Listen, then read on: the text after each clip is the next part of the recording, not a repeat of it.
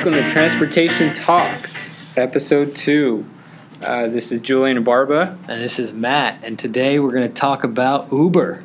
Yeah, Uber test drives self-driving vehicles in Pittsburgh. Pittsburgh, it's a beautiful city. And it's a complicated city. There's a lot going on for autonomous vehicles. Yeah, but most importantly, Carnegie Mellon University is actually based out of Pittsburgh. Right, because essentially they hired a bunch of professors there for their Uber plans to develop autonomous vehicles, and then Carnegie Mellon was left with a big hole. In fact, last year about this time, Uber gave Carnegie Mellon $5.5 million as a gift to help their research facilities develop a new autonomous vehicle research center. But Carnegie Mellon is a pretty world-renowned university for robotics and autonomous vehicle research, right? Yeah, they have history with DARPA and other autonomous vehicle challenges. So they were one of the key minds in the United States. Oh, wow. So that's why Uber tapped that pool of knowledge. Okay. How do the Uber cars work? I mean, what technology are they using to do that? That's a good question, Matt. So the Uber cars that are currently being tested in Pittsburgh are essentially operated by a LiDAR detection system that's mounted on the roof of their car.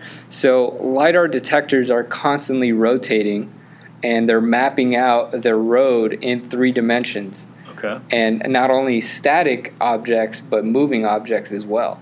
So, and it's mapping it out at a perimeter of 80 to 100 meters. So that's about 300 feet. So you have like a football field going out in like a point cloud all around. Exactly. You're seeing in this in like 3 dimension. Oh, wow. Yeah. So, and not to mention, because of the fact that Uber and Carnegie Mellon together have been working on the transportation network, the road network, for some time now, they've actually pre-programmed the speed limits within the city, so the vehicle knows not to travel. Yeah, not to travel at above the speed limit. Right. So it kind of knows, and it probably knows the lanes and the traffic movements. Yeah, within exactly. the city. Exactly. Wow. But you brought up a good point earlier today before we had this conversation. Was what if there's an obstacle that just jumps right in front of the road, right? Yeah. And how is the car going to react? Yeah. How does the car morally decide, what to do in those kind of situations if it's going to hurt somebody? Exactly. No, that's a legitimate question. That's a legitimate concern. But right now, the only technology that's allowed on the public roads is semi-autonomous. Yeah. So, obviously, these companies have tested out the software on the autonomous vehicles, but if at any point in time during the ride, the car or the software gets confused, it'll send a message to the driver to take over control. Okay. So a licensed driver still has to be sitting in the driver's seat and ready and willing to take over the wheel at any point's notice. So basically the liability is still on the driver. Exactly. And this is just an enhancement. We're not at the level where it's totally just the autonomous car. Exactly. That's interesting. But yeah, I mean, Uber's been trying to get into the on-demand autonomous vehicle market for quite some time, right? They started doing or initiating the research since 2014. Obviously, the Uber app was launched in 2010, and so it took them 4 years to realize that autonomous vehicle is the next forefront to overcome in transportation technology. Yeah. Not only because of all the legalities that they were confronted with as far as employment issues and the recent lawsuit they had in the state of California, where a lot of Uber drivers who had originally signed up to participate in the app as 1099 consultants actually came together and sued Uber wanting full-time employee benefits. Wow. Yeah. But a lot of it has to also do with the fact that, at the end of the day, it really comes down to money. It's Right, kind of cut the cost on those right. human capital. Right, because based off the federal IRS rate, it's what, 55 cents Per currently? mile. Currently, based on 2016. So if Uber is still trying to undercut the cost of taxis, if they go lower than 55 cents per mile, then they're technically breaking the law. Right. So they have that minimum. So they have to provide at least 55 cents per mile paid to the drivers Yeah. for every mile that they drive. So those costs are going to be passed on to the passengers of the Uber cars. Yeah. That's amazing. Here's the thing with the topic of autonomous vehicles. I've actually had a conversation with an Uber driver while I was being driven. And I brought up the topic that I was in the transportation engineering industry.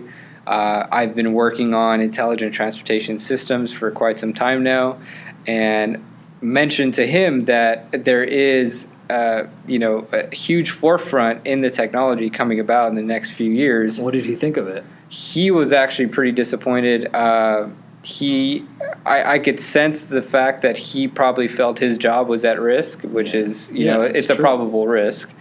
But most importantly, his follow-up question was, how would you feel as a passenger being driven around by a robot rather than having a personal conversation with somebody? Yeah, and Right. that's a legit concern, especially when you want that human element when you get into the car. So, hi, how you going? Where are you going? What you doing tonight? Yeah. Or can you tell me a good restaurant or place for dessert before we head home? And that information isn't going to be able to just be substituted by a Siri operating robot or something. Yeah, that's a good point. So a good point, but- there is a legit point there about Yeah. having a friendly, nice human driver. Yeah, I mean, that's part of the transportation experience Yeah. that on-demand apps want to deliver, right? Exactly. I just feel like there's just so many more benefits, not only from a financial side, but also a safety side. I Right. mean, if you look at the statistics that nearly 1.3 million people die in road crashes every year, I mean, that averages out to about, a little over 3,000 deaths per day Is that globally. That's worldwide? That's worldwide. Yeah. That's not just in first world countries or the U.S. That's worldwide. And Right. So if you can do something to bring that number, closer to zero, that would just that'd be worth the research. That'd Yeah. be worth the technology, and that would possibly be worth the jobs. Exactly, and that's just fatalities. That's not including property damage. That's not including any personal injuries or what have you. If you go into personal injuries, then you're adding on an additional 20 to 50 million people injured per year. Wow, it's a lot. Yeah. The other benefits, I mean, they obviously, start going into the topic of cost of ownership. Road crashes, fender benders, they cost the U.S. economy $230 billion per year. That's an average of $820 per person per year. A lot of people can't afford that. They can't afford the cost of ownership at all. Right. And if you add on the cost of A crash. of or crashes, something. it just becomes more beneficial to take or utilize on-demand apps like Uber or Lyft. Yeah. What excites me about autonomous vehicle is the free time. I mean, you essentially get your life back. It's apparent to me that a lot of people do not want to drive the way that they text and drive or talk on the phone and drive. And so I think autonomous vehicles are going to kind of answer that need to drive for them. Exactly. Yeah, another fun fact, I mean, the cost of ownership for American drivers is their car is only being utilized 4% of the day. So 96% of the day, it's actually sitting idle either at work, at home, at a restaurant, or what have you. So that's the second largest asset or cost of ownership aside from the house. Right. So if the average American can, use the money from transfer that money from cost of ownership for car and just use an on-demand service like Uber or Lyft, then it'll significantly reduce the cost of living in major metropolitan cities, right? Yeah, absolutely. That could totally revolutionize why people have cars, or if they have cars at all. Yeah, exactly. And then another fact, the average American drives 100 hours a year, is sitting in their car for 100 hours a year. Wow. That's less than the allotted time for vacation. Wow. So you spend 20 hours more per year sitting in your car than you do on the beach on a vacation. Are you saying like 2 weeks vacation per 2 year? weeks. So that's 80 hours per year. Oh, and you spend 100, so you spend more than that in your car. In your car. Most likely getting to work or exactly getting somewhere. So those 100 hours per year are unproductive. Wow. So if you take into effect that if you have a fully autonomous vehicle, you can spend those hours either being efficient at working, or communicating with your family, sleeping, whatever you would do reading, on a train, whatever you want to do. Yeah, that's huge. You have 100 hours being allocated back to your personal life at your personal desire. That's huge. Yeah, it's funny how the legitimate concern that the Uber driver had was he was at fear for his own job, and it's a legitimate concern. As I mentioned earlier, 6 years ago, the Uber app was launched, right? And that started threatening the jobs of taxi drivers. Right. Totally taking over that industry. But now the topic that autonomous vehicles come into play, the vehicles, the robots essentially, or the software and computer that's embedded into these autonomous cars are going to replace the jobs of the Uber drivers that originally took taxi drivers. And the taxi drivers took the horse and buggy drivers. Exactly. Yeah, so that's interesting how it kind of just usurps that previous wave. Yeah. And the Uber drivers are essentially just a transition period to autonomy. Yes. Yeah, so it's a transportation food chain. That's really what it is. Yeah. That is.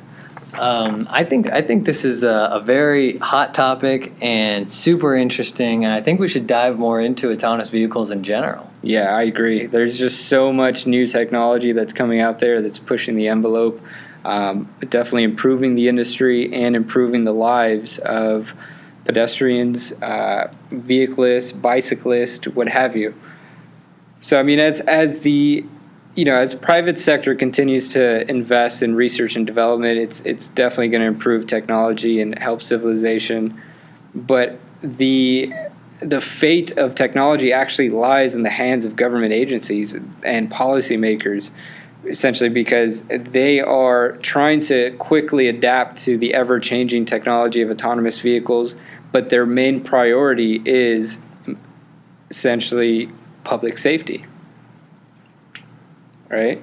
That's their role. They got to make sure that the public is safe, so they can't do things too quickly, I mean, you can release new technology devices overnight, but there is a public regulation that needs to put their foot down on some of this technology and make sure it's okay with everyone. You don't want a car crashing because it wasn't fully tested or fully regulated correctly. Well, good chat. Well, that concludes episode 2, Transportation Talks.